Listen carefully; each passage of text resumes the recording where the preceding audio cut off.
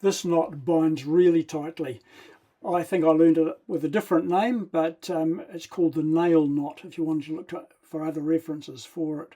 Here you might use it for binding the end of a rope like a whipping, and you could trim the little tail ends closer than I have, or you could bind it around the end of a wooden tool handle to stop it splitting, like this awl in the picture.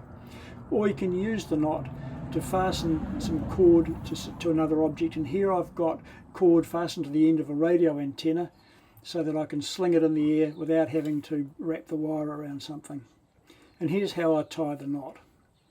I use a loop to help me form the knot. In this case the loop is a bit of wire. You could use cord or just anything else that tickles your fancy. And then you've got to wind the rope around its own tail. So you just sort of double it up like a staple and you go over itself. Here I'm going to go about half a dozen turns. There's really no limit, but you really want 2 or 3 turns at least. The more the better. It sort of holds the tails tighter in some cases.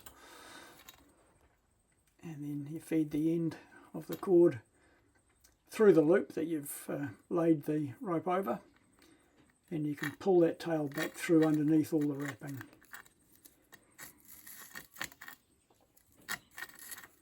Then you pull it tight and snug it down, tidy it up. And if you pull those 2 tail ends, maybe one end in a vise and another end in pliers, you can pull it so tight that you can really cut into soft materials with the rope. It really holds well. Best wishes.